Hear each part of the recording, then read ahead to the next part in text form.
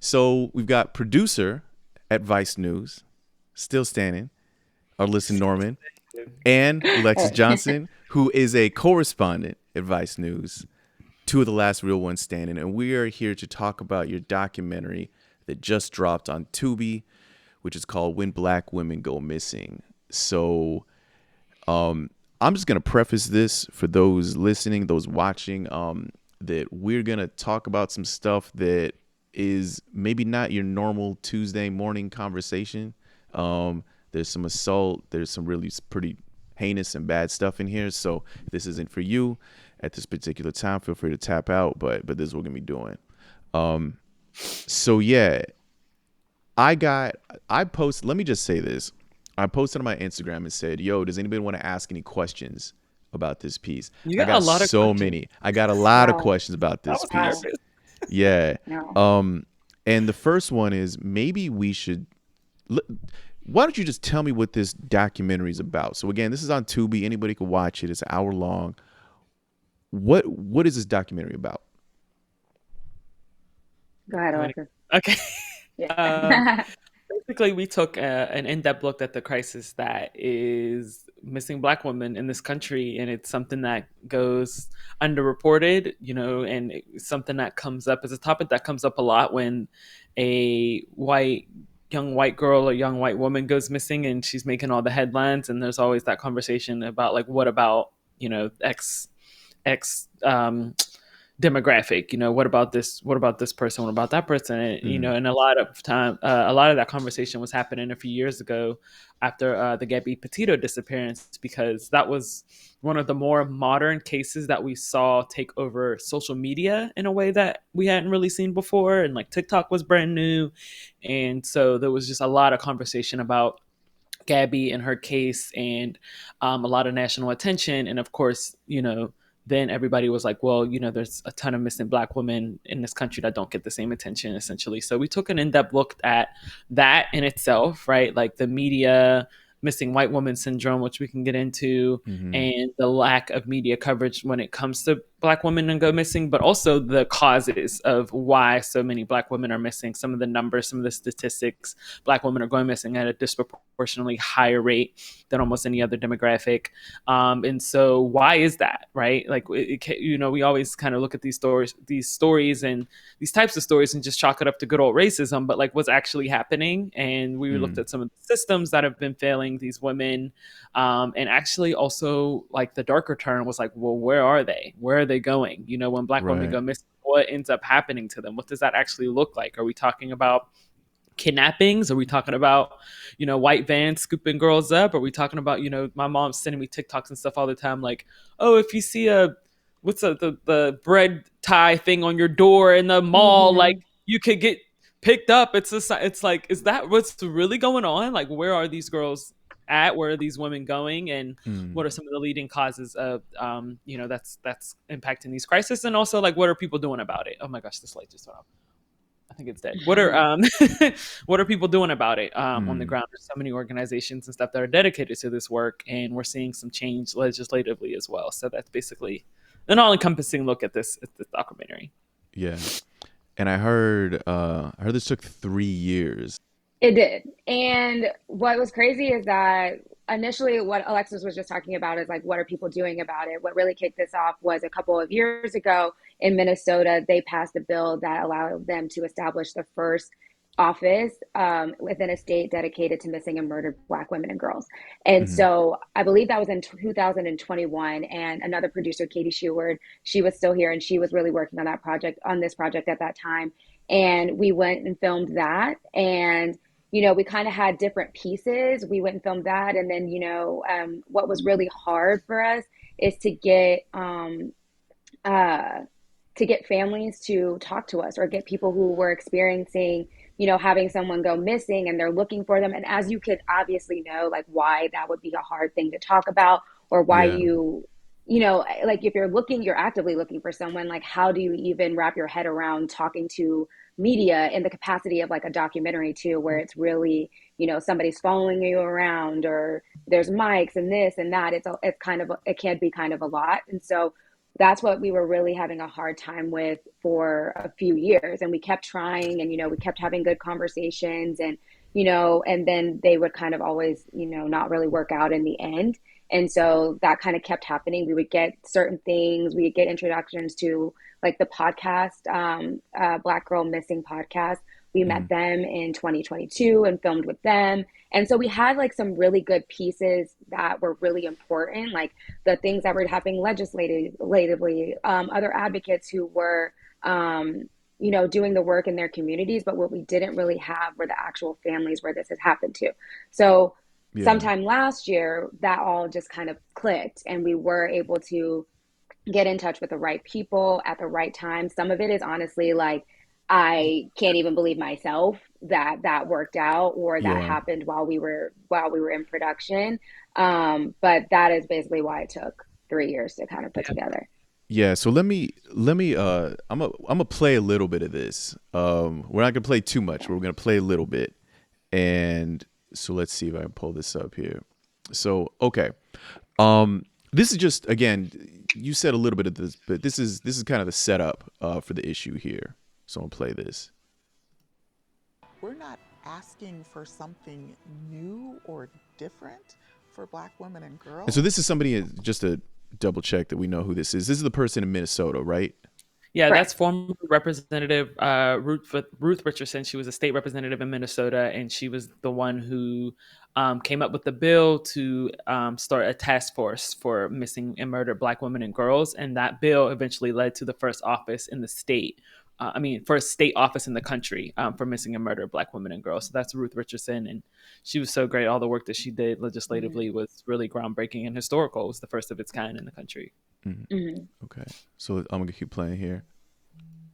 What we're asking for is for them to get the same energy as their white peers, because we can look at the data and the media references for Black women and girls doesn't even compare to the media reference for missing white women.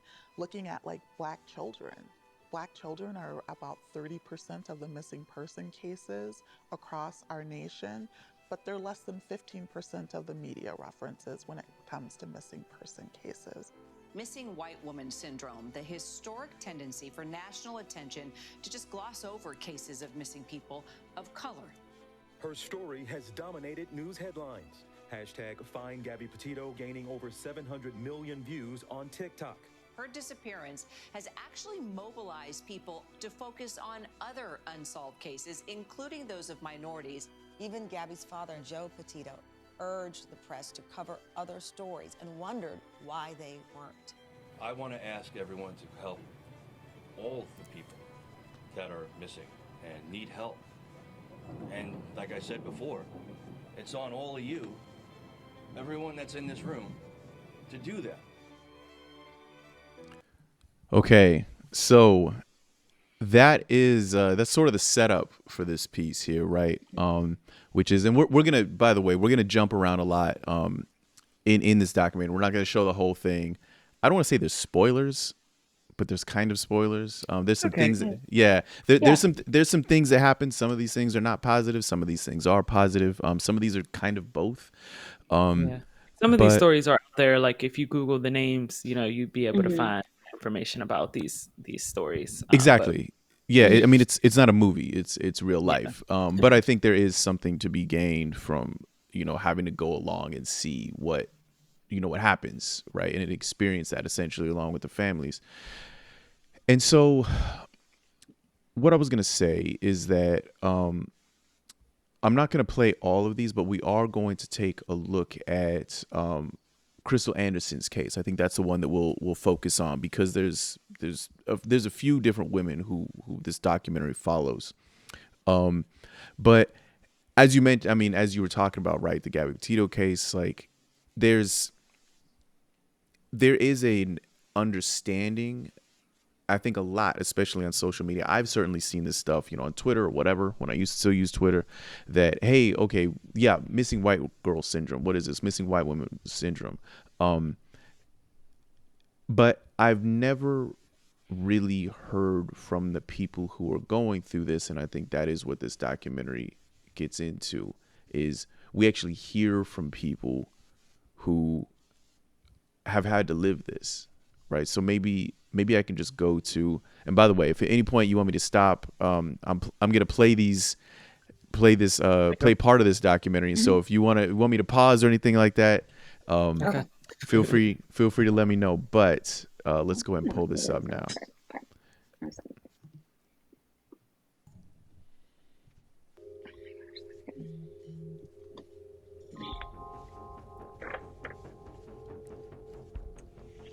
When your adrenaline is running and you are out there looking. So who are we hearing from right now? Who are we seeing right now? That is Shadira Smothers. So she is who we follow along in this journey as she looks for her sister who went missing. Her sister's name, like you mentioned, is Crystal Anderson. Mhm. Crystal went missing in August of 2022. And so when we met her, it was a year later. And so we kind of had her retell or recreate, the search that she went on for during that time that Crystal's, well, I don't Yeah, wanna spoil it. we won't. So we're not going to spoil it. I mean, because I think there is some value in, again, look, if you want to watch the documentary, feel free, close this window, close this, go watch it, and then come back. But if you would like to see part of it along with us and experience part of it along with us, that's what we're about to do. So let's keep moving. So that's who we're hearing from. Looking for a family member, you don't think of danger, you don't think of crossing any lines, breaking any laws, you just think about finding your family member. I came out here faithful, thinking that we're gonna find her, hoping that, we would stumble across something that would have led us to her. Every time we took this drive, we knew that we were putting ourselves in danger, or we knew that we were really taking matters into our own hands. So she was reported missing August of 2022. Mm-hmm. What was that like growing up with Crystal? She was just this pretty baby. She looked like a doll baby. I remember I would get her dressed for school and she would go to daycare. Everything that I did, she was like right there on my hip. Crystal became a mom at a very young age. She took pride in dressing them every morning. Like, she ironed 4 outfits for those children, did their hair. She was a great mom. Serenity came from her relationship with Tony. I never agreed with that relationship because he was so much older than her. But, you just tolerate it because you want to be in that person's life. I knew that he was controlling, and I knew he was mentally abusive, and I knew that he was emotionally abusive. So at that time that she went missing, her and Tony was no longer together. She moved out on her own, and that was a place for her and her children. Talk about the day that you found out that Crystal was missing. My nephew, Demillion, his father called me and said Crystal did not meet him, and she never would not pick up my nephew. And immediately, I knew something was wrong. What went through your head initially? Tony. I immediately called him and I said, so why didn't you tell us that Crystal was missing? And he said, oh, she left with some guy in a gray Charger. And I said, well, if you don't call and make a police report, I'm gonna call and make a police report. So I think maybe it's worth mentioning right here that you're in her house. We filmed, so she actually hired a private investigator. And right, we'll get to that later, but yeah. We filmed at private investigator's house. That's gotcha. Yeah. Okay. Because the thing about it is, Shadira lives in North Carolina, and that was kind of the backstory about this. Is her sister went missing in South Carolina, so whenever she had to come down there and do these searches, she picked up everything, dropped everything in her life where she lived in Raleigh, and traveled down to Wagner and the Columbia area to look for her for all that time. So when we met her at her private investigator's house, who also lived in South Carolina. Okay, yeah, no, that makes sense. I mean, I asked just because of the fact that you're having like she's telling you all of this she's having to replay all of this for you. You know what I mean? The fact that, you know, she's going missing and all that. Yeah. So just re-underlining the fact that, again, this is actual real life. This is somebody explaining something that, you know, that happened. And so what we're about to listen to right now is the phone call made to the police. Correct. If you don't call and make a police report, I'm going to call and make a police report. Yes, this is she.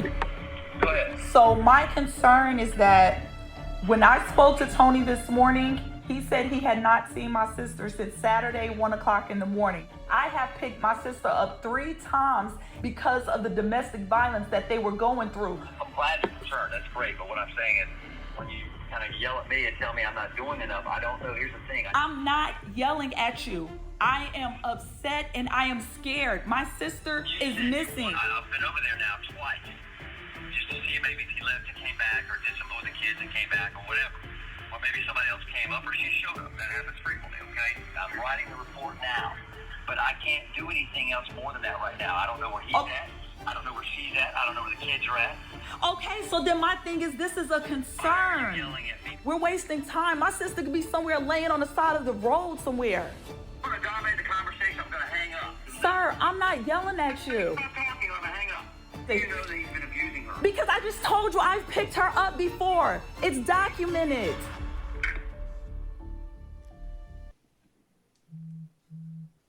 In case that wasn't obvious, that was a click from the officer hanging up. So she calls and is trying to explain, again, I think he is abuser because we've had to call you all about, we've reported abuse before. And so we think this is probably happening again. And he hangs up. Yeah.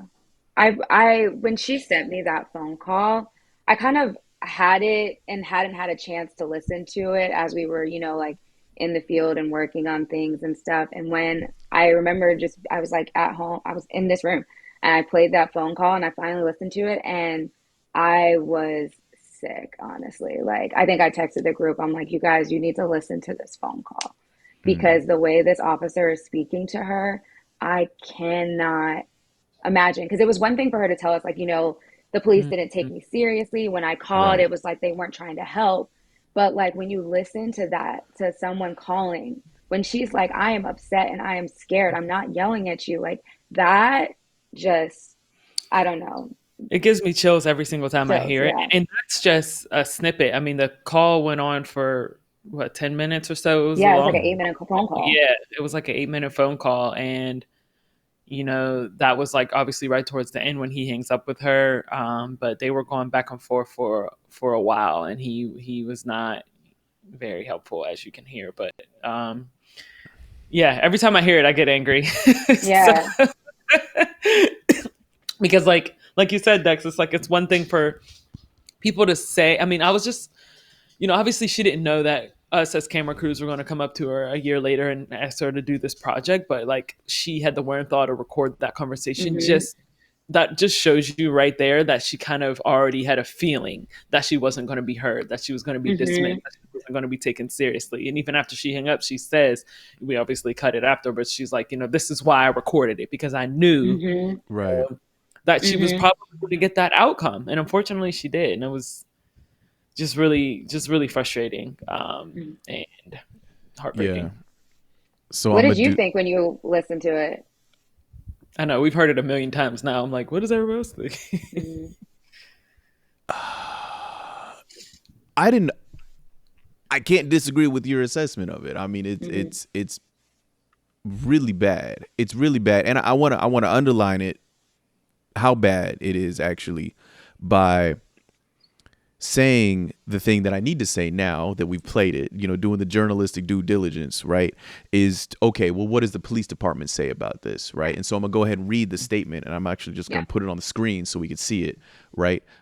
So Vice spoke with the police chief of this place, who said, quote, "We don't conduct business like this officer conducted business. and he is no longer employed here and was not an employee when I took over. So that is the chief.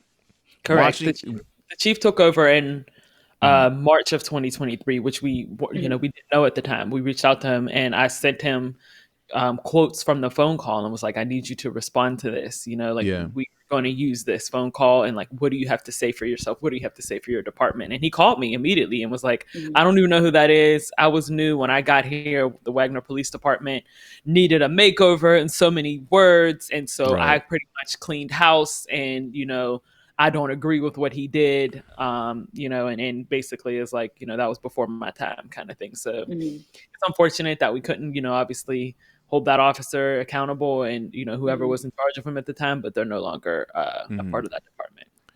Right. So even just the fact that, again, the police chief is saying, again, quote, we don't conduct business like this officer conducted business. So not only was I not here, I can't take responsibility for it, but saying he agreed that it was also awful. Right? Yeah. Like, you didn't have to say that. Yeah. So, I mean, I think that, like, you don't even got to hear it from me. You don't got to hear it from the three of us. You can take it from from the chief of that department itself. So what happened after that is now the Aiken County Sheriff's Department takes over the case. So let's see a little bit more now. We immediately went to Aiken County Police Station, and they were welcoming when we got there. So I said, okay, well, maybe we're going to get a different result. I started talking to the officer, and he started telling me that basically Crystal was a grown woman and that she's probably just out partying. And I'm telling him, listen, I know my sister just like you know people in your family. My sister would never abandon her 4 children, her job, her car, to the point I got frustrated and I ended up leaving. I went to several... I'm sorry, I got to cut it in. Getting told, hey, she's probably out partying, that's fine if somebody doesn't have 4 kids and a job and a car. Like, leave that. Isn't actually logical. She had been gone for like 3 days. Like, you heard her say, like, because the last time she was seen, I believe, was like a Saturday night, early Sunday morning, and it had been, I think, that Tuesday when they finally reported her missing. So it had been days. It's not, and nobody had heard from her. It wasn't like she checked in. Like, it's just crazy to gaslight somebody like that when they have come to you, not like in the first 24 hours, not in the, you know what I mean? It had been days at that point. And like Shadera mentioned, it was like, she has kids, she has a job, she didn't pick up her kid from school. Like, why do you think she would just be out doing that? But I will say that that's very common. That is a very common response that almost every family that we followed, they say the same thing, that the police told them that they're likely partying, or they needed a break, or they ran off with their boyfriend. Like, there's always an excuse as to why that person is not there that like completely disregards what the family is concerned about. Like, no, my family, I know this person, I know that she wouldn't do that. And it's always like, well, she probably just went with her boyfriend, or she's probably out partying, or she's probably this. Let's keep playing. Police stations, and everyone told me that I had to go back to Aiken County. So that's when we started our own search and our own investigations, pretty much. So this is them going to a house. This is actually the trailer park that Tony was living in. The first time we came here, we brought the kids, and the kids was out here yelling Crystal's name. The first time we entered the home, we saw candles. He was burning like demonic candles and had Crystal's name on them and her birthday. There was a chair in the tub, and it had rope around it, and there were some fingernails that we knew belonged to Crystal. It just goes back to law enforcement not coming out here. We just kept calling them. This is the main location that we called them like several times to, because this is the location where there was so much evidence that she was here.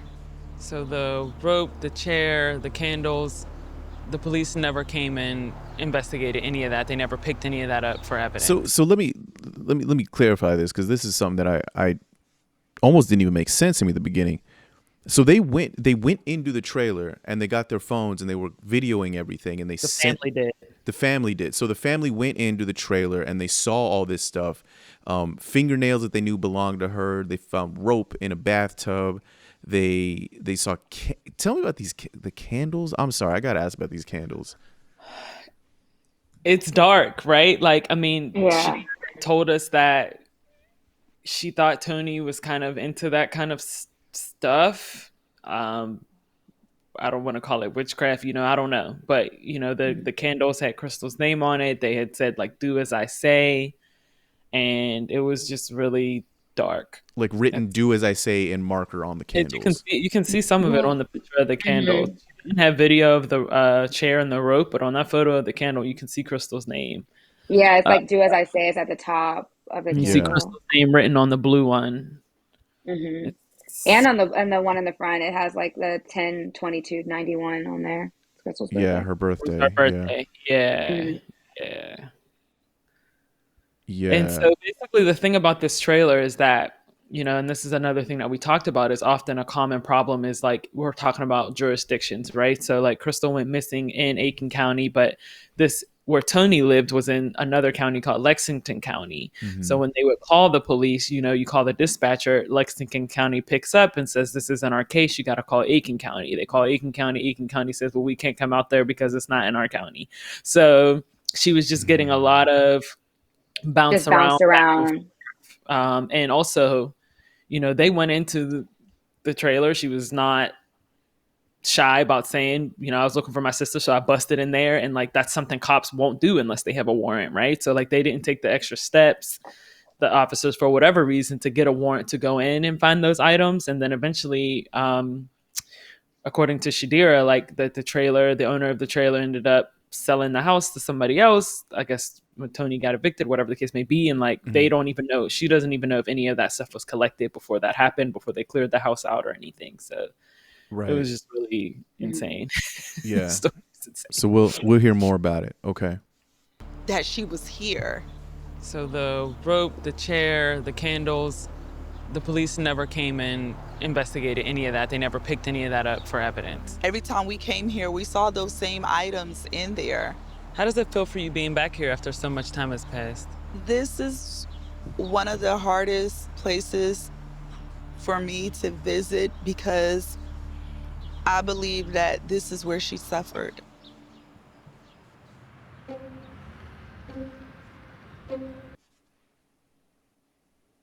Yeah. So that is a lot. And again, you're having her, I mean, Arlissa, we've worked on stuff similar to this, where you ask somebody, which is a really hard thing to do, is, hey, will you take me to where this thing happened? Or will you explain this thing that happened to you? For y'all, what was that process like? Yeah. And I'll say that, even I think that she, like Shadira, she's really strong and she really wants to help her sister and get her sister's story out there. So she was very much willing to go and take us to these places and show us just like the lengths that they all went through without the help of, the police or anybody feeling like people had their back. But I think it never goes unnoticed or like by, me and Hendrik and Alexis, like, even if there are, like, you are willing to go back to those places and tell us about the things that happen, it is a lot.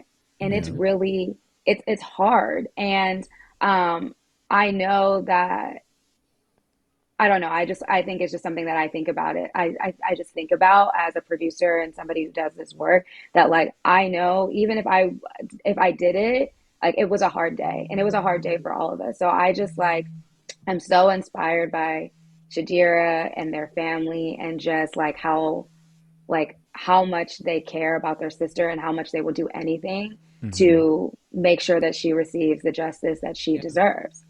Yeah. And we always put the caveat, like, you don't have to do anything. You don't have to. Right.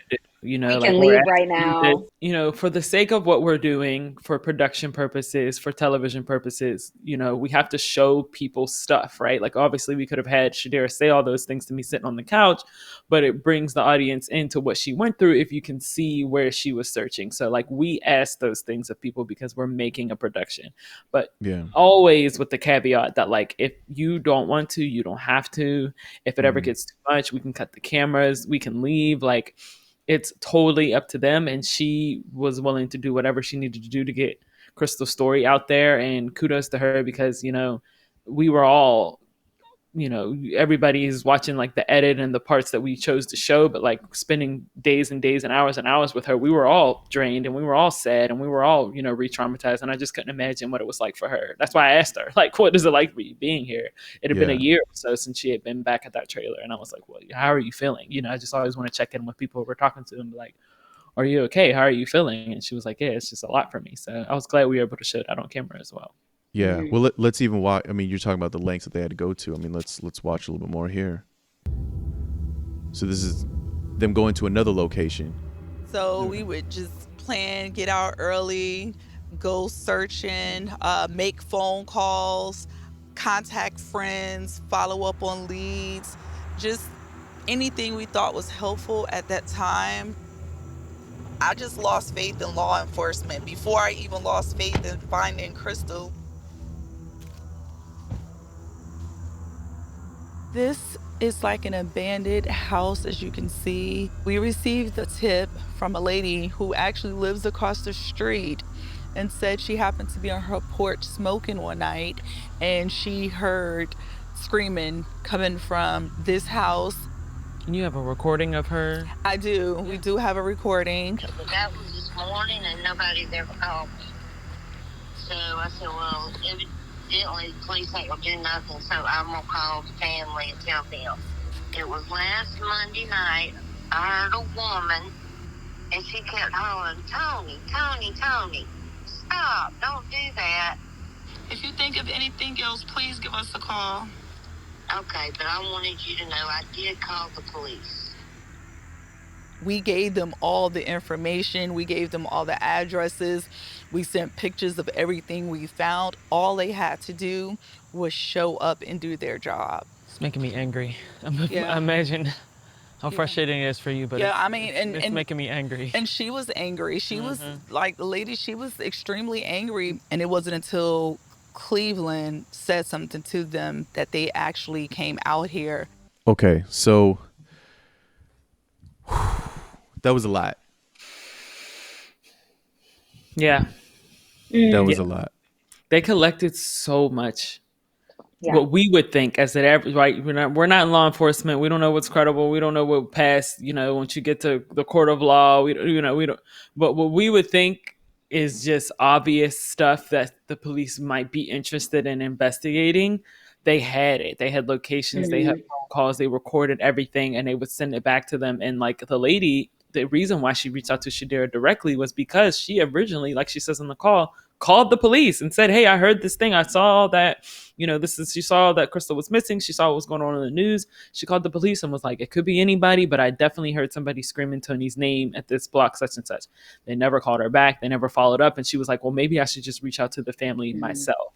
And like, could you imagine having somebody call you and be like, hey, I called the police and they never even, so maybe I'll just tell you about it. And so they go out and they investigate and they go into this abandoned house. And like, it was just this like boarded up wooden house on the side of a road, like on this back alley. And like, they were in there digging through rubble. There was like a construction site on the other side of the road. And it was just crazy. They were knocking on doors all around that place. I mean, it was just crazy. It was crazy. There's something you said in there that you said you were getting angry. Yeah. Alexis. I don't know how much you want to talk about this, but I mean, this is one of those things where how a lot of times reporters, journalists were asked to be neutral, quote unquote, right? Unbiased.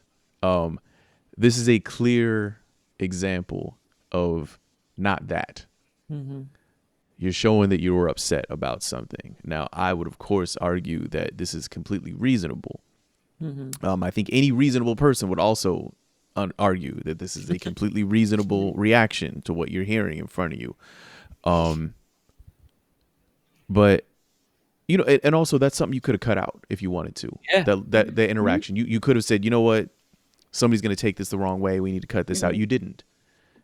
Both of you made that editorial, you know, both you, you know, I'm sure you both felt that, but also you made the editorial decision to keep that in. Can you tell me about that? Yeah, I mean, look, when we first started this doc, like we kind of at the beginning made it clear that like this, me as a host, like what role was I going to play in this piece, right? And like we felt like it was important for me to show up to these scenes as a Black woman going through this journey with our characters and also with our audience. And so, you know, even I have a PTC at the beginning that states very clearly, like as a Black woman in this world, living in this world who can relate, you know, can see myself in the people that we're speaking to, this is why this is important to me. And so once we kind of got that green light to like make it about my journey through this story, through this situation, learning from people, learning from activists, learning from Ruth, learning from these sisters and these families, I just leaned into it. Like I was just being honest. And I also wanted to let Shadira know, like, you know, all these people, all these systems, all these cops are gaslighting you. But no, my girl, like, this is crazy. You know, like, I want you to know that somebody sees you, like, somebody hears you. Like, I cannot believe you're going through this. Like, this is actually crazy. Like, I can't believe that this is happening. And like, there's no question about objectivity for that for me, because it's like, some stuff just is what it is. Like, that was crazy.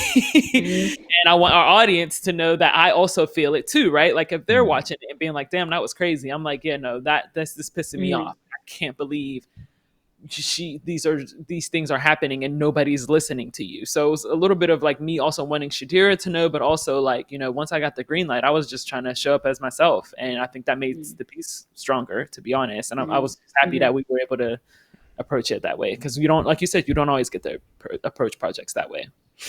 Well, I mean, I think you can approach them as much as you want like that. I think, you know, there's always that, you know, that voice that you hear online that, hey, why are you being so biased? I only want unbiased news. Like, bro, sometimes. Well, I say all the time, it's like there's a difference between being biased and being fair, right? Like that phone call was awful, but we reached out to the cop and asked them what they had to say about it. That's fairness, right? Like being objective is whatever, but like being fair is like, yeah, we let the police speak for themselves. We interviewed the Aiken County Sheriff's Department. We got the statement from, you know, we reached out to Tony's lawyer. Like, y'all can say your piece and we'll include it in this story, but that does not change the fact that things are right, things are wrong, things are hurtful, things are, you know, like those things can still be true. You're also giving those, you know, entities a chance to say what they have to say for themselves. Right. Yeah. Elizabeth, is something you wanted to jump in on? No, I think that was perfectly said. I couldn't have said it better. Thanks, friend. And I just want to also say that it made a huge, obviously I loved everybody that we worked with. Our team was amazing, but it made a huge difference to have, I wouldn't say difference, it had a huge impact on me to have Arlissa there with me through this journey, because just flat out, like just having another Black girl in this that was also experiencing what we were experiencing, not to say that the other people that were on the team didn't feel the way that we feel, but things are different. You know, like I said, we saw ourselves in these girls, we can relate, these are about our communities.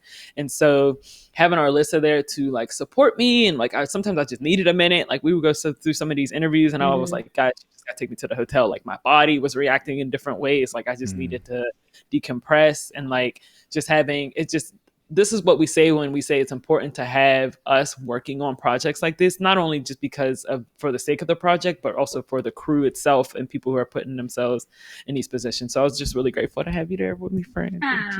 Thanks. yeah, I couldn't have done it without you. I couldn't have done it without you, for real. Girl, because it was getting dark. Seriously. I mean, I think even beyond the importance of that, I think, by the way, if anybody's wondering what you said, PTC, I'm gonna break down the jargon. Piece to camera. It's all good. It's all good. It's PTC, piece to camera. That's a direct spoken to camera.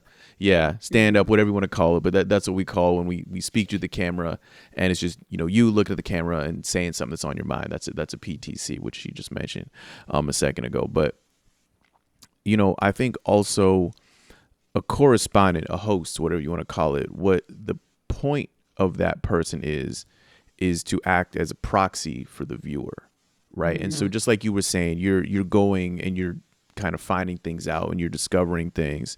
But okay, what's the point of that? Is it because everybody in the world cares about Alexis Johnson? I mean, sure, some people do, maybe not everybody. I do, Arlissa does, you know, hopefully everybody listening. But maybe not everybody yeah.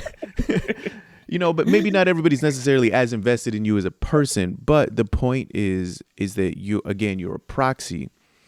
And sometimes, I think a lot of times we assume that, okay, who is the viewer? Is the viewer am I making this for a white dude who's sitting at home who's oh yeah, I'm a little bit bored. I'll pop some Tubi on, see what's on Tubi right now. Maybe not. Maybe you're a proxy for somebody else. And I think it's okay to have another viewer in mind, right? I think we're often told, you know, this is why code switching and stuff like that exists. This is why, you know, what is it, the parenthetical translation, whatever you call it, I forget what it's called, but you know what I'm talking about, where, you know, people feel like they can't use the word for something that they would tend to use in their own community, in their own native language or whatever, where they have to break it down for another person. You're thinking about your viewer as being somebody else. I think it is also okay to say, listen, I'm making this for you too, but also I am maybe maybe mostly a proxy for someone else. I mean, I don't know who. Let me ask. Yeah, I guess we come to that later, but yeah, I just want to put that there in the Yeah, middle. I guess I was just gonna say one thing too, that we actually, I think, kind of tried to lean in again to some of those cultural nuances and like let them play out, just show them for what they are. I think this issue actually is it has a lot of cultural nuances that are specific to the Black community. So for this story particularly, it felt almost necessary to include some of those things and like lean into it a little bit more because like, I mean, some of the things we definitely took out, like I think Ruth Richardson said at some point where she was making a reference to Alexis. She was like, you know, young girls are being fast. And then she goes on to say that, and it's important, like she was making a point that it was important about like the Black community and saying like, me and you know what that is, like without even having to, like explain what it means to like to say that a young girl is being fast. And so like those things, some of the things that were really specific we took out, but some of the things that are just like relevant to the issue but are culturally specific, we did try to leave in so it could be maybe informative or like another just a little bit of an understanding of like, you know, how things are. All right. Yeah.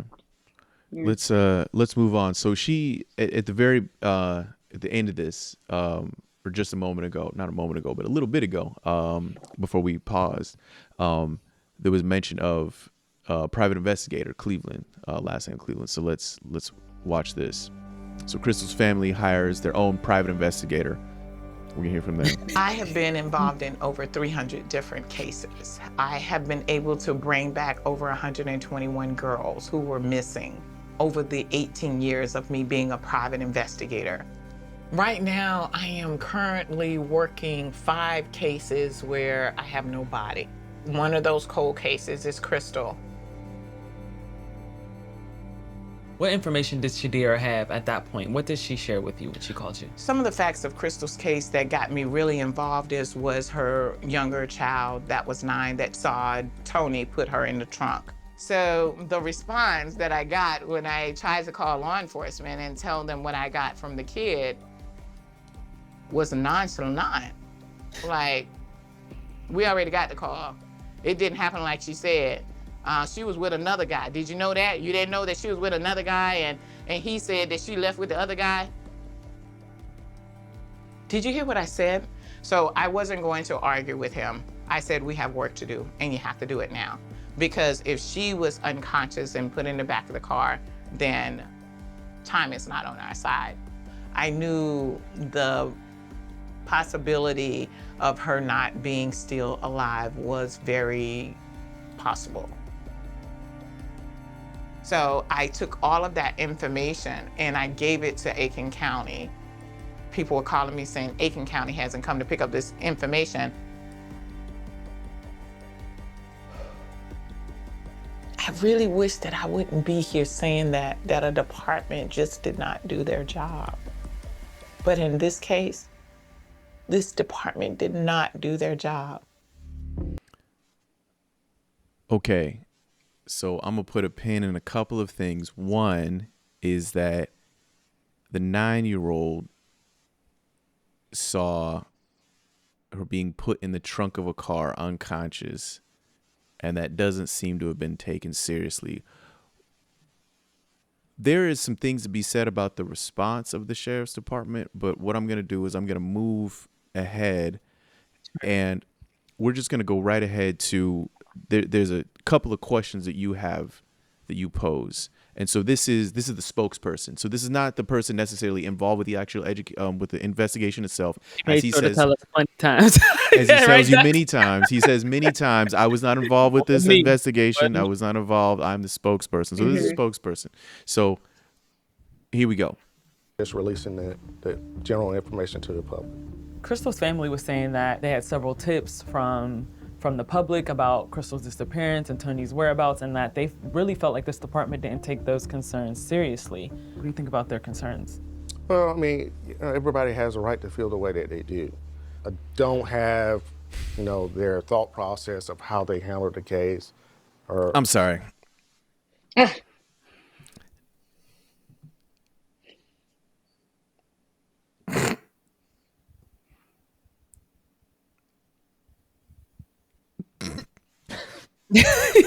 It's not funny. It's not. There's nothing funny about this. It's not funny, but it's like laughable. What do you do? What do you do other than, I mean, seriously, laugh to not cry? Yeah. Literally. I mean, he goes. I don't know if you're playing more of it, but I will. I was gonna say. Okay. Yeah. Keep it going. Let's keep going. Their concerns. Well, I mean, everybody has a right to feel the way that they do. I don't have, their thought process of how they handled the case, or be able to intelligently speak on exactly what decisions that they made. Based off how her family feels that the department handled the case and that it could have been more urgent, they could have taken their concerns more seriously. Do you think there's anything to be learned from that? Oh yeah, how we respond to individuals who are concerned about their loved ones, absolutely, we can learn from that. Do you think that Crystal's case might have been handled differently if she was white? No, I don't. I know that the information sharing on cases dealing with Black women are not as televised as any other missing person cases. Okay. So again, I encourage you to watch the whole documentary if you want to see the full exchange. We're going to see a little bit more. There's going to be a couple more clips, but we can leave aside, I suppose, the people are entitled to feel how they want statement, because I'm not really sure what to do with that. But he says, well, he kind of puts it on the media a little bit. He says, well, we didn't treat it differently because as police, we did, as law enforcement, we did not treat this case any differently because the person was Black. It was not any different if they were white. But I do know that you all, the media, he doesn't say you, he doesn't point to you or anything like that, Alexis. He doesn't point to the camera. But, the implication is that, okay, this is a media thing. Mm-hmm. This is a media thing, which he's not wrong necessarily. No. That's not incorrect. Right. But yeah, I wonder, and we're going to see a bit more of that about the media part in a second, but I wonder what you were thinking in that moment. It just seems ridiculous to me for him to say. I mean, the parts we don't put out. Part of my question, I gave him all these statistics, right? Like, these cases are staying open longer 4 times than their white counterparts. Like, we know that they're being, Black girls are going missing disproportionately longer. Like, we hear the numbers. Like, I was like, so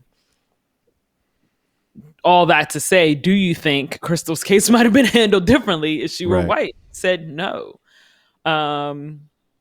And then I think he was just trying to clean it up a bit by calling back to the obvious thing that people talk about, which is missing white woman syndrome. And like, that's more part of the cultural conversation. And that's what he's like, yeah, I read somewhere that, black girls don't get as much media attention, but like, that's not, it was a bit of a deflection. And obviously that's not, but if he says no, like, what am I going to do? Say like, yes, it would have. Like, like I said, that's the part of being objective and fair comes in, because objective or not biased would have been me being like, you're like, come on, bro, like, be for real, but his answer was his answer, and we aired it, and that's up to the the audience to determine what that is. And another thing he had said that I think we had skipped over a bit was like, it's not a crime to be missing. Another kind of cop out, but I thought that was a really interesting answer, considering that when people go missing, you call the police. And his stance was kind of like, there's nothing we can do unless we think there's criminal activity that has led to this person being missing. And so that in itself feels odd to me, because then it's like, well, who is supposed to? You have the resources to go look for this person. Like, who is supposed to do the looking, even if we don't know if they're in danger? Like, they could be in danger. Like Shadira was saying, I think she might be in danger. Like, I have evidence that says she probably is in danger. And they're like, well, until we can prove that. And I'm like, by the time you prove it, ain't it too late? That goes into the conversation of police being, reactive instead of proactive. Like, it's way too late if you're talking about the only time you can investigate is if a crime has already happened. She's already in danger, So I thought that was interesting as well. Yeah, so let's come back to this media thing, because I think in this case we really do have an example of, man, I think some pretty compelling arguments about the media. When I first reached out, some people did not want to give me the media coverage. Crystal's face as a missing black woman was not even put on any type of TV stations, any type of nothing, until weeks and weeks later. So what we're about to see now is a news station that actually did take it seriously. So I'm gonna go ahead and play that. It wasn't until I did the story with Haley that people started coming back and reaching out to me and wanting to do the coverage. Crystal Anderson's family told me last week something is wrong. She wouldn't just disappear without her kids, and now it's been 17 days. So how I first heard about Crystal Anderson and her story was Shadira actually posted a post on Facebook, and this was back in August of 2022. So I listened to her talk about what it's been like since then, what resources she has, what are the sheriff's departments doing, all of that, and it all came down to one thing: nothing. When Shadira first came to News 12, that very day, she walked in with a private investigator, just the two of them, and Investigator Cleveland got a call. I never forget, I was meeting Haley for the first time, and that's when the call came in that they found his car burned. And my heart dropped. Newberry County investigators found this Cadillac on fire, burned so badly they didn't know where to start, leading them to this man, Tony Berry. So I'll just read this. Police found Tony Berry's car. Tony, the person that they were warning, the family had been warning police about. Police found Tony Berry's car burned in neighboring Newberry County on August 28th, 2022, 8 days after Crystal's disappearance. But it still took nearly another month for authorities to arrest Berry on kidnapping charges and later arson. So this is the arrest warrant, and the findings were based upon the following facts. That on or about the date of August 20th, witnesses observed the defendant in a verbal altercation with Crystal Anderson. The defendant was later seen placing Crystal Anderson into the trunk of the defendant's vehicle. The defendant was found to have purchased numerous items that could be used to aid in the disposal of human remains: a gas-powered auger, a shovel, plastic coveralls, gloves, a box of trash bags, as well as a large roll of plastic. The remains of Crystal Anderson to this point have not been located. So it was a bittersweet moment, It was like, okay, they got him, but where is Crystal? Where is she at? They eventually charged Tony Berry with Crystal's murder.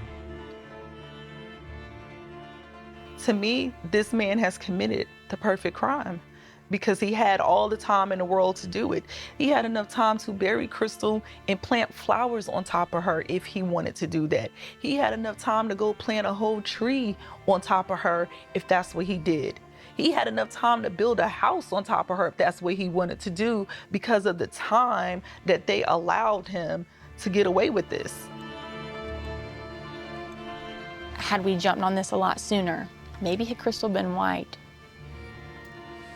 I don't know that Crystal would be here, but maybe we would know where her body is or where it's buried, have some closure for everyone involved.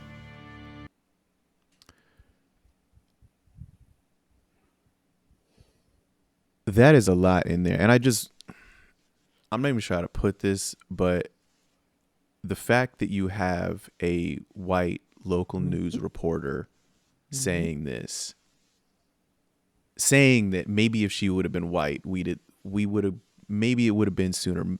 Who knows if we could have saved her, but at least we know where the body is.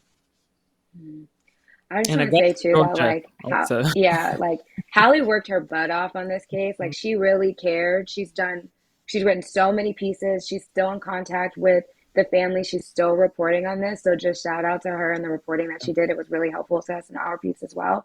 But like she was like, you know, like the effort that she went to try to get information, calling the police, like Aiken County Police Station, calling the Newberry County Police Station, trying to get information, trying to get answers, and the trouble that she was having. I think that's kind of what led her to be like, you know, had she have been white, like maybe I wouldn't have even had as hard a time getting this information, getting them to call me back, getting them to like answer these things. Like we could have had this a lot sooner, because as much as like if you're watching and you're like, this doesn't make sense, it's because it doesn't. Like, it doesn't make sense. It doesn't make sense as to why the police didn't act faster.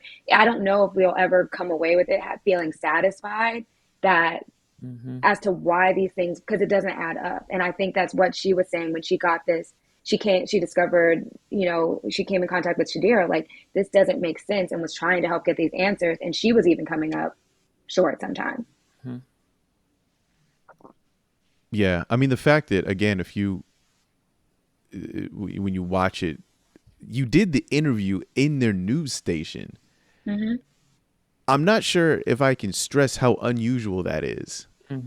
That's not a normal thing that some other news station says, yes, hey, not competing network, but certainly we have no obligation to let you come in and do your thing. Yes, come on in and do your thing. Also, local news reporters are, I'm just going to give a blanket statement here. Local news reporters are going to be they're generally going to have a closer relationship with local law enforcement. Absolutely. That's just how it is. They I may not agree with this, but I think some of them might argue, oh, we have to, because if we want them to tell us stuff, we have to be kind of friendly to them. I'm not saying that this station is doing that. I'm not saying every station is doing that. That's absolutely right. You have to show up to their thing. You know what I mean? You just have to, because there have been times where I was in a local market and something happened and the police iced us out about it. And we're only competing with the other local stations around us.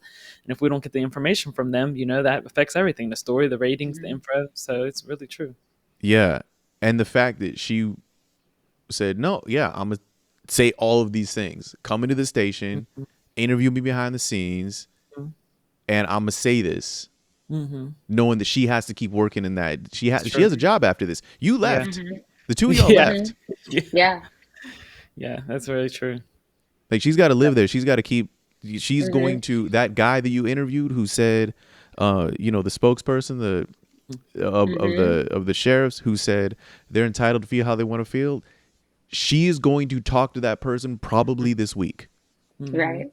About something else, because she has to. But it just went to show how, in another, you know, like we were talking about earlier, how freely I was able to be like, this is egregious, you know, like, and it was egregious to everybody involved, you know, except for the police apparently. But even her, you know, even Hallie was like, this is not making sense. This is not adding up. This girl needs help. Like, this is insane. Like how, you know, the timelines were adding up. I mean, it was so much, you know, we can go down the rabbit hole of Tony and his case and his whereabouts, but like all of it was just so bizarre that, like Shadira said, he was given all this time to roam free, when plot twist, it was him all along, right? Like it Right. was, well, allegedly, obviously, he's still, he's on trial for murder. I Right. mean, well, his trial hasn't started yet, so he's been arrested and accused of murder. And Mhm. we obviously legally can't say that he did it, but like all the signs point to the fact that he was involved somehow in Crystal's disappearance. And that is what Shadira said on the very first phone call that she made 2 or 3 days after she disappeared. And Shadira also believed that like Crystal didn't, die right away, right? Like she thinks that there were days that passed that, she might have still been alive and they might have still had a chance to catch Tony and her and whatever he was doing, moving her around. So it's just really tragic. It's just really tragic. It's a tragic story all around. Yeah, and maybe I'll play one last little clip here, and this is from the investigator. Why do you think that the police did not believe the family, knowing what we know now, knowing that now Tony is suspected of her murder? I think all of those things that they think negatively of Black people played a part. Where she lived, what she was doing, what they saw on her Instagram, all played a part of them taking it serious, and shame on them.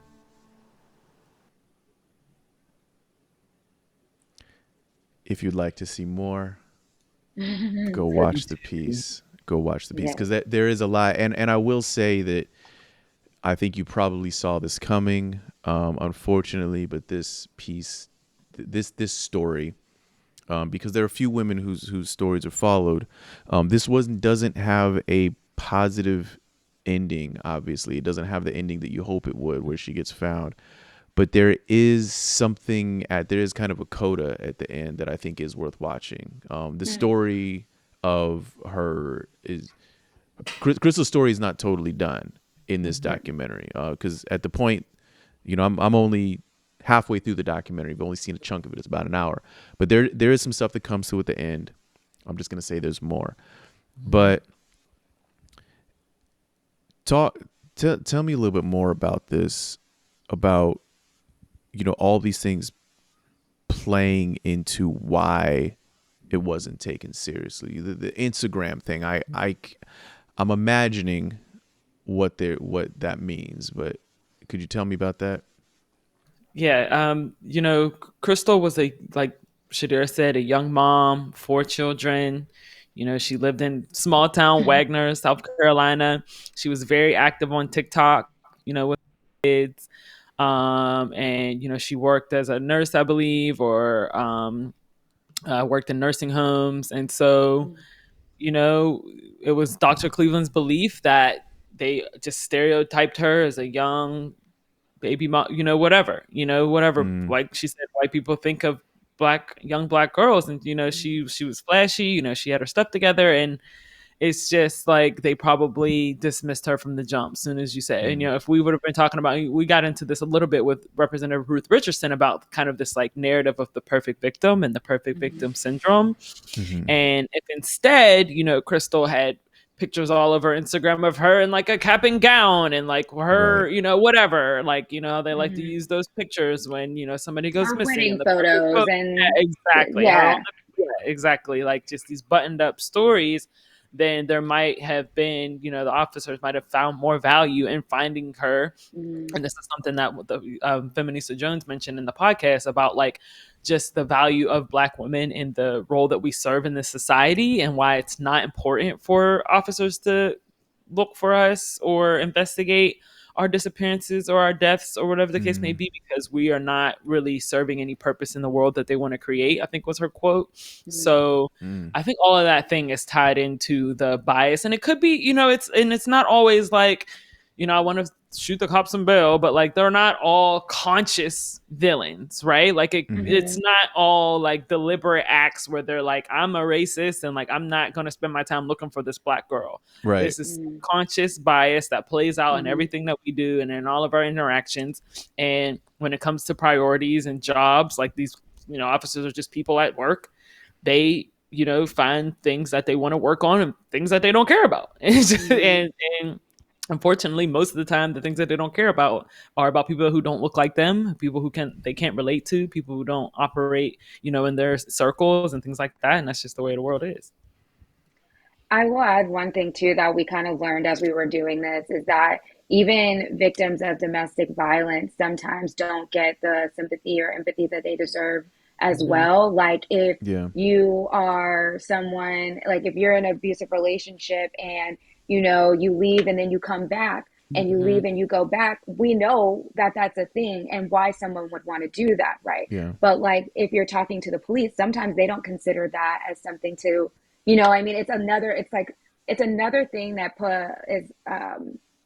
that goes into that idea Alexis was talking about not being the ideal victim or not being the perfect victim that somebody can sympathize with and be like, find value with, like, oh, we deserve to find her. But that's like missing the point. Everybody deserves to be Correct. found or looked And even the for, white or women, right? Like we're not even the white saying, women. we Yes, said, no. and somebody said too, like I'm so I think Feminista said it, like we're happy Yeah, that all those people were interested in Gabby Petito's disappearance. Like right. As good. they Like should it have should be been. like As that they should have been. for everyone. Gabby was a victim. What happened to her was horrible. Like all of those things are true.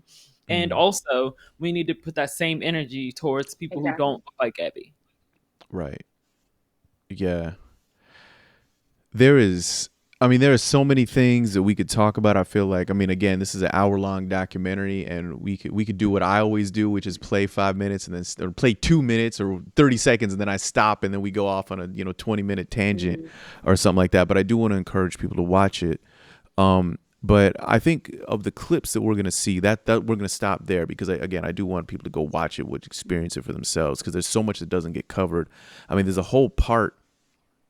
I don't want to say too much about this, and I don't want to paint people's perception of it. There's a part where there's education of young girls, of kids, which is a wild scene to me.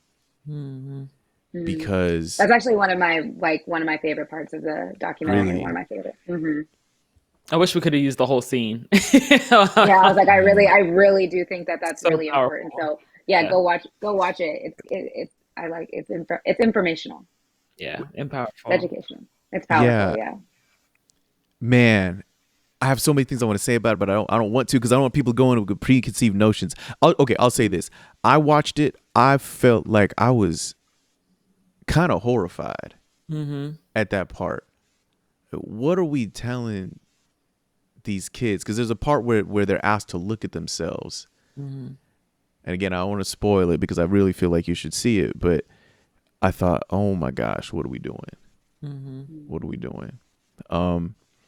But I know I've kept y'all here for a bit, and thank you for sticking out for so long. But Thank you. Platform sharing us on this. I mean, we worked Yeah. working hard on this doc. It obviously took so much emotion out of us, but like just so much care and like every detail we fought over, like every detail we were so intentional about, every line, every scene, every shot, like the organization of it, the order of the scenes, like so intentional about putting this doc together and wanted it to make the it the best it could be with the sensitivity that it deserved. And unfortunately, because of the situation that is Vice and everything else, we're kind of left on our own to promote it. So I just want to put that out there as like, everybody, please tell a friend. Like, word of mouth is the most powerful thing to get something going. Social media, tweet about it, share about it. All the people that watch this stream, as long as you did, I really appreciate it, because like one person could be changed by this, 2 people could be affected by this. Like,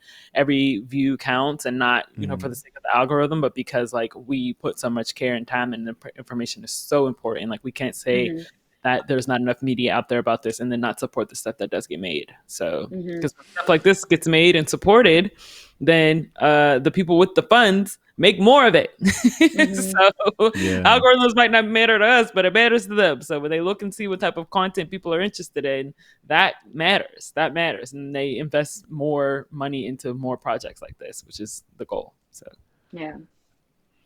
I want to get to a couple questions if we can, because we got so many questions. Like I said, I posted this on the IG and I asked people, and I mean the questions that you all saw, were the ones that I posted. I didn't post everything. I got a bunch because some of them were repeats. I get every time I do this, I get a lot of questions. Some of them are repeats, some of them are similar. So I got a lot of questions about this. People really want to know about this. So, one of the questions was basically somebody wants to know about just your mental state, your mental health. You spent 3 years on this. It was She hard. says shambles. Yeah, it was really hard. I don't know, like, I mean, Alexis was saying it earlier, like we really like leaned on each other while we were out there in the field and stuff, but even coming back to our homes and working on it, like, I mean, even watching the clips right now, like I've seen this so many times, but I'm sorry, like there's times it just gets me and I'm Mm-hmm. emotional about it. It's really heavy. And I think what Alexis was saying too, you know, like being Black women and seeing ourselves, seeing our families, seeing, Mm-hmm. you know, things that we really relate to. In the part that you're talking about, Dex, with like the young girls, like there were things that I remember from my childhood, like, wow. Um, Mm-hmm. Spending and time online so on Black Planet, like reaching out to people who could have been anybody, could have been I, groomers, could have been could have anybody. been, yeah. So, I guess like mentally, I think that sometimes like, and you know, we've covered other things that are, you know, really heavy traumatic subject matter too. Like, you know, me and you, Dex too. And I think Mm-hmm. one way that I'm Yeah. able to kind of wrap my head around it is because I care so much. And I do think it's really important that this information is valuable and that we should do our best to make it the best, like make the best thing that we can. So other people might be able to understand what I now have come to understand. Because when we go into it, you know, we don't know everything either. Like we learned Right. so much on the process of like making a documentary. And so like, although it is heavy, although it is sad and all it's like traumatic, and I think I can find a way to like mentally make my like self available in order to like make something because of that. But Mm. I'm not gonna lie to you, it was It was a lot. this was a lot.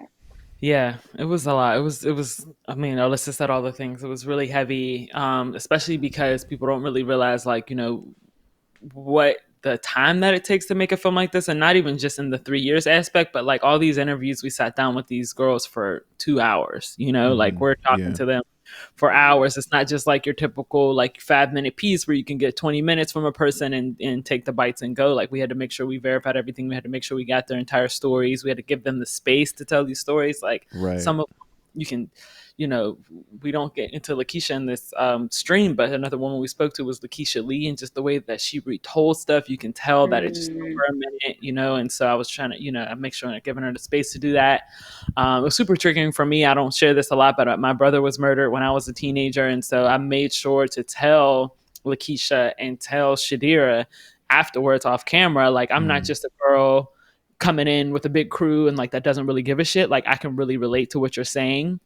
And you know, this happened to me 15 years ago, 16 years ago now, and like I really want you to know that like this, you know, I can relate to what you're doing. Losing a sibling, like this is awful. Like I just really wanted them to know that I really did care and I can empathize with what they were going through. So it was a lot. It was such a heavy topic. Like Arlissa said, we learned so much that was kind of unbelievable. Like it's stuff that you don't think about every day. You don't think about kidnapping, sex trafficking, disappear. Like you just, this is not something that, you know, you think is actually happening. And once we realized how prevalent it was even worse. You know, I was like, damn, this is happening all the time. So yeah. How do we do with my mental health? I slept a lot. I took a lot of naps. I slept Yeah. when I could.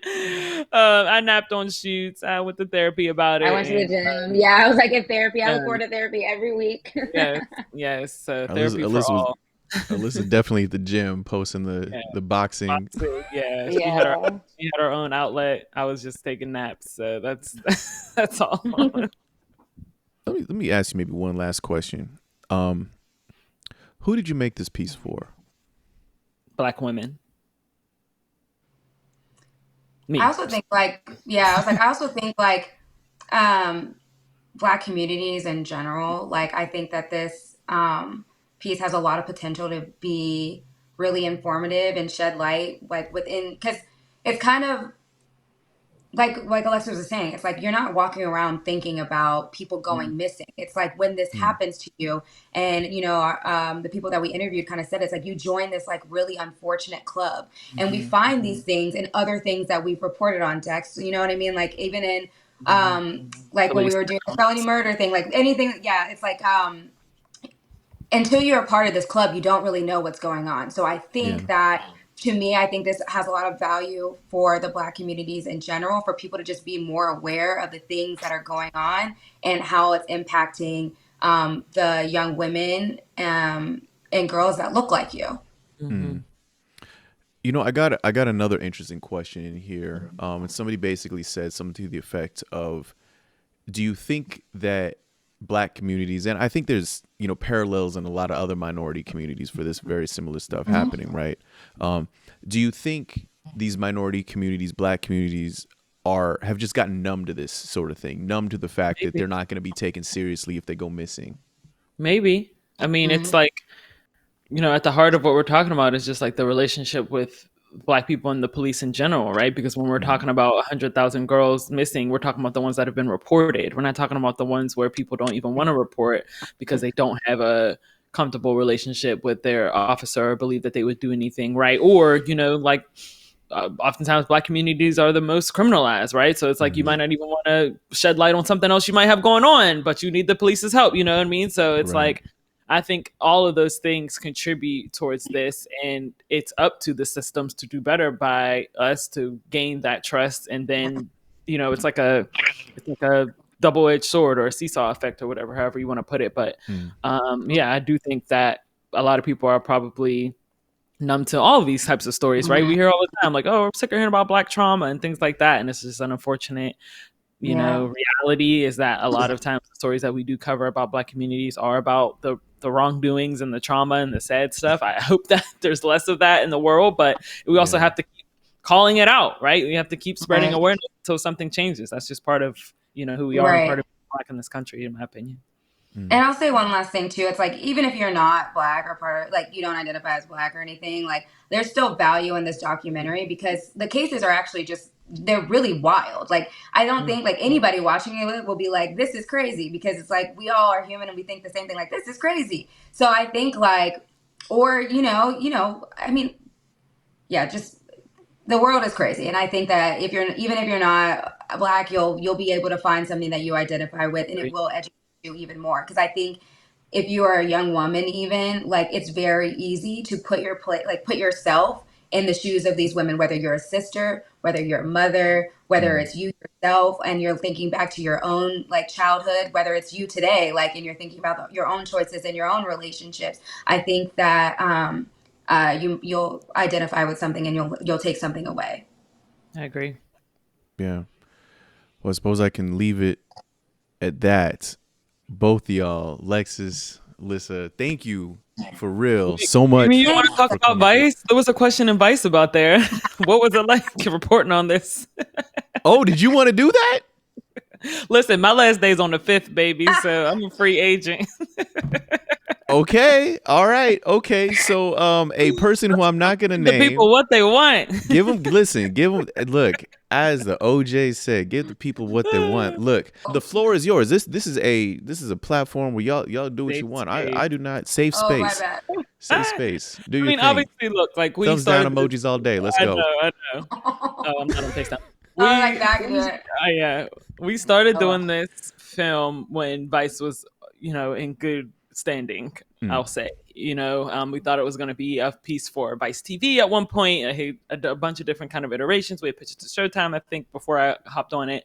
And so we really picked it back up after the bankruptcy, after the Vice News Tonight got canceled, right? So I just want people to like get in like what mindset we were in having to work on a project like this. Like, it was day to day, whether we were going to lose our jobs, keep our jobs. Like, you know, we had picked it up a lot in the summer, and then another round of layoffs came up in November, and we were like mid at it. Like, we were, I mean, it was just, it was insane. And also, honestly, a lot, you know, I had heard that one of the reasons why I didn't get laid off in November was because I was attached to this project, and because, you know, it had to air. Yeah, it had to air in March. We knew it was airing in March. And so some of our bosses were like going back to the people that controlled the layoffs and being like, hey, some of these people got to stay on. Like, you know, so like, you're contractually obligated to deliver something, so you can't get laid off. Already had a deal. Yeah. Like, we already have a deal with these folks. And so like, just like working with that in mind, knowing that like, you know, your attachment to this doc was also like meant that you're staying employed, and like, but also like the content of it all, it was just really, really, really stressful. I mean, meanwhile, like, your colleagues are like, let go, and like, yes. And right, like, it's amazing that we were able to make this film under those conditions. Like, who knows how much better it could have been, to be honest. I mean, like, like we obviously was the only thing we were working on, but like every day we were thinking we were going to get laid off and like we were going to lose our job. And then, the last round of layoffs that happened in February, we were literally, I've tweeted this, like we were talking back and forth with somebody on the graphics team about something that was due to Tubi that day. It was like our first draft, and he got laid off like mid-sentence. Like we were like, hey, can you work on this for us? Fun fact, that was the day that we delivered. Yes, we our first delivered a rough draft. cut, I think, that day when the last round of layoffs. Yes, the final layoffs came in. And So we we're were like, finishing hey, it I'll while have this waiting for your email. Yes, Or to see if yes. you're getting And the graphics guy was like, hey, I'll have this for you. And then he was like, oh, shoot, I just got my layoff notice. And like by the time I saw it, it may have been like 10 minutes in the chat. He was out of the system. Like we could no longer contact him. And he was like grayed out. You can't respond to him. Yes, it was like he no longer is in the system. Like some people that got laid off that day got laid off immediately. Some people got further end dates, like I did, like Arlissa did, like out into the future. But like the guy literally that morning was like, "Hey guys, I'll have this for you. Like we have to turn this in today." And like, oh shoot, I just got my layoff notice, and then like he was gone. And we were like, but we still had to turn it in that day. Like we still had to work with like his team. Like it was just, it was chaos. Yeah. It was chaos. It was chaos. It was complete chaos. So I will say that like I cannot believe, like we keep saying, that we made this piece under these conditions, but it was not easy, my friends. You want to talk about mental health? Like it was not easy. Yeah, it was not easy. It's not funny, but I just know. have to laugh. Like you said, you have to laugh, literally, to stop from crying because it was chaos. It was. Yeah. So in a lot of ways, this thing almost didn't happen. I mean, I fully believe that y'all would have made it happen. I fully believe like y'all would have took the hard drives, figured it out. You would have made it happen, but they didn't make it easy. There was a plan. We had a plan, but we didn't know. Like you just literally, like we just didn't know like what the dates were. Like were we going to get laid off before the project came out? Like we just didn't know. We just did not know. Like we had no clue. I mean, my original layoff date was March 15th. It was going to be before the thing even aired, and I was able to buy some time and be like, hey, can I just at least see through the air date? And they gave me April 5th. So it's just like it was absolutely. I know, and it's like we're humans too, because I'm like I don't know. I don't really. Like that amount of uncertainty is not insane. Like I don't do that well with that. I'm like just like that, just like this hovering over your head every day. Like, oh, what's gonna happen? And just like internally, like there weren't a ton of extra resources or things that could have happened possible before or no longer possible. So we really did the best we could with what we had, and we just put our all into it. Now we're marketing on our own, so please support the doc. Please support the film. Right. No, I mean, but okay, hold on. I want to take a step back because for real, like I was done. I was about to let y'all go. We open up the can of worms here, but let me explain the implications of what y'all have just said for those watching, those listening. The implications of it is that you're making something of such grave consequence without the assurance that you're going to have a job at the end of it. Actually, you know for a fact that you don't. Actually, I only have a job until it ends. Yeah. I mean, I don't want to put words in anybody's mouth, but kind of, again, there's a contractual obligation to send something to somebody. And if they don't, if Tubi doesn't get this documentary, Vice has problems. They don't really want any problems, or they don't want more problems than they already have. So, okay, I guess we got to keep this person on so that we can deliver this thing. But we'll fire him right before it even airs. They were trying to let y'all go before it would even aired. So if something happened, you couldn't fix it.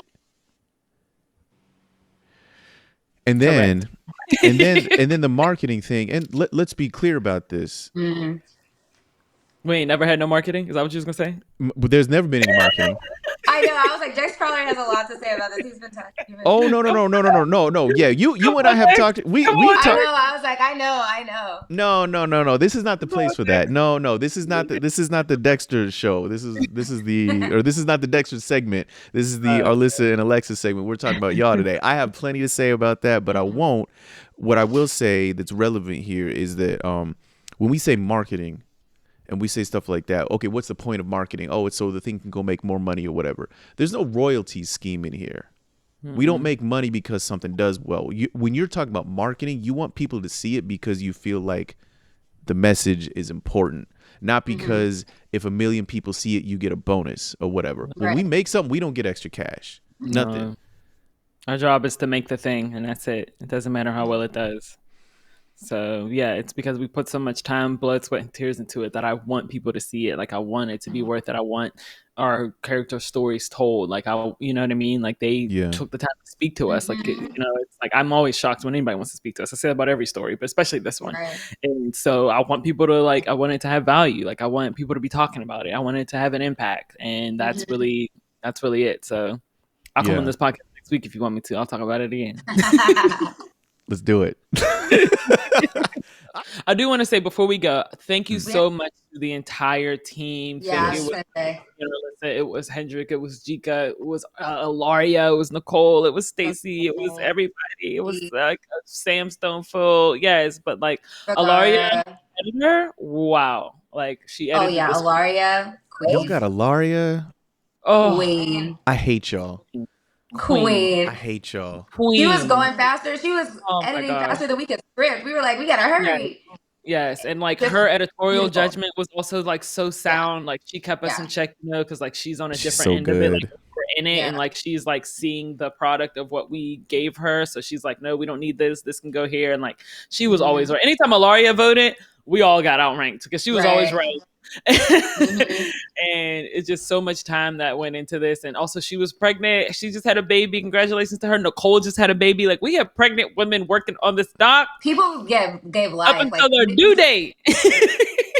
Up until so much was happening. So I'm really grateful to everybody on the team too. I just have to reiterate because it really took every single one of us.